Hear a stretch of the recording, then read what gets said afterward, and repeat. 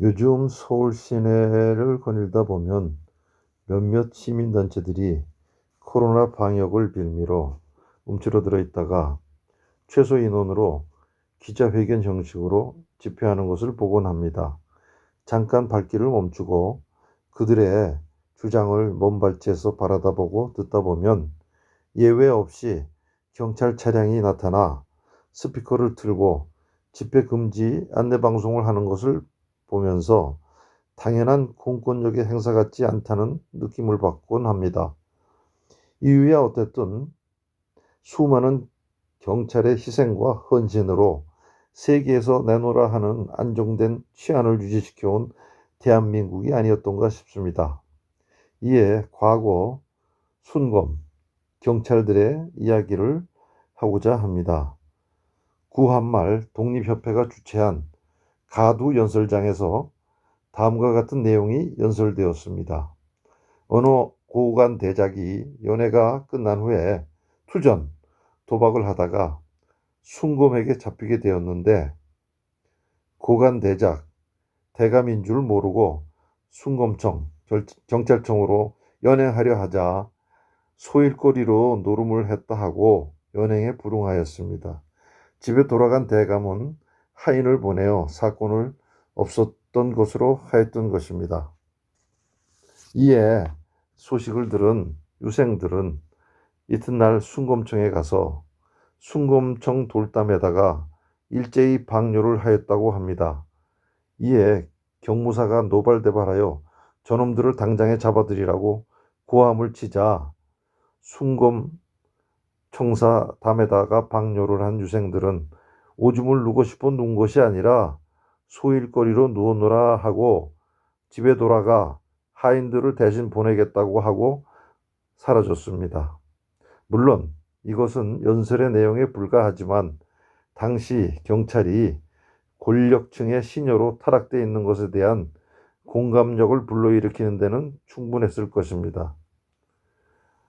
다른 예로 경찰 스트라이크도 있었습니다.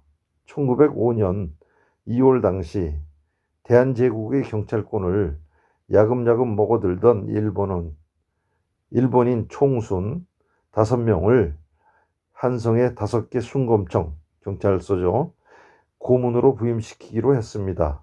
이에 당시 한성, 서울에 4,500여 순검들이 흥분, 항일 집단 행동을 하고 있습니다.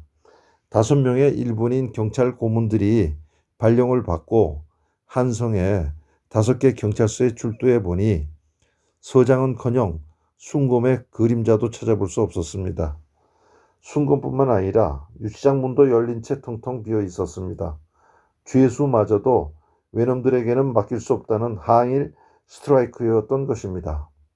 이렇게 한성에는 무경찰 공백기간이 열흘이나 계속되었던 것입니다.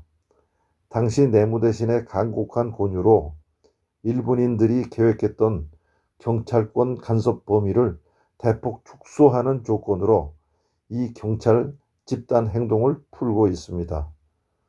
동서고금에 드문 경찰 파업이었다고 할 수 있겠습니다.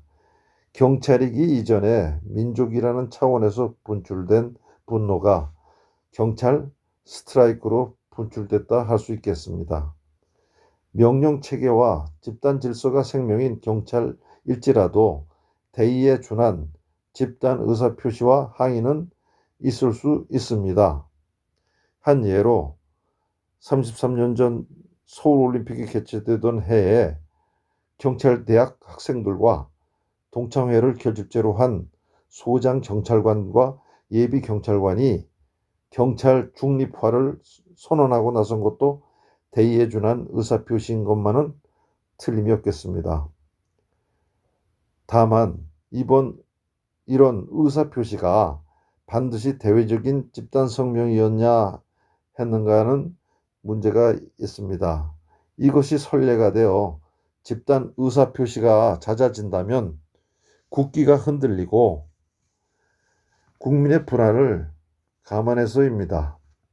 대내 언로가 터져 있는 이 같은 불이나 불만이 경찰 조직 내에서 허심탄회하게 수렴, 해소되었으면 하는 것입니다.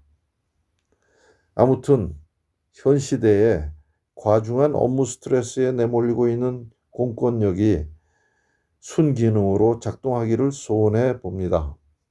감사합니다.